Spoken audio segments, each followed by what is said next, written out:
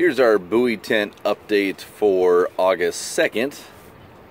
If we thought that yesterday was slow, well, today was even tougher. I ended up with one bite and one fish.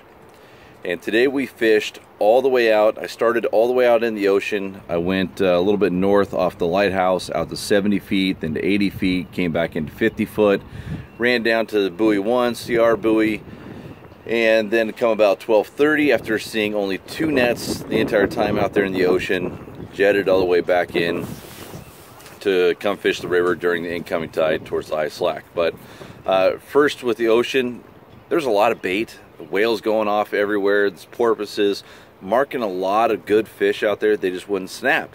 And eventually we just had to call it and make a move. So we headed on back in and fished the Washington shoreline along the sands below the bridge just as the tide was starting to peak right at the top of the flood. From there I kicked over on that troll below the bridge up to the bridge, from about Red Roof up to the bridge. Saw 2 or 3 fish get caught, but not really anything to get me that excited. No real good marks, a little bit of bait here and there, but the red tide has been really, really bad. And personally, I don't typically like to fish in that dark colored water. From there, we jumped over to the Oregon shoreline and fished the ship anchorage, which is where we ended up having a little bit of action yesterday. Today, a couple guys and I were joking back and forth that it was the best bite we've seen all season, and it was maybe 6, 7, 8 nets, so not much. Our first pass over there, right as the ship started to swing and come tight, we hooked one, got it.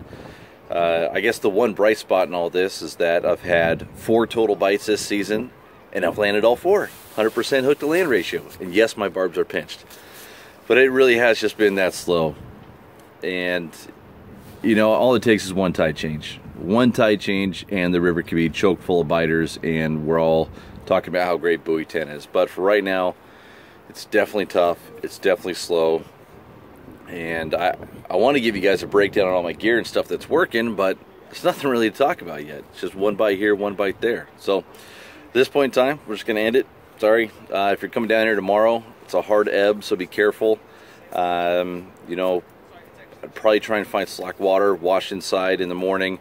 Then as it starts to swing, anywhere from the checkerboard on up, you're going to find fish. But the most consistent spot has been on the bridge, either on the Washington side from the bridge up to the shipwreck, Oregon side from the bridge up through the ship anchorage up towards Tongue Point. So those have been the most 2 consistent spots this season. And hey, we were able to fish those before it even opened up down here on August 1st.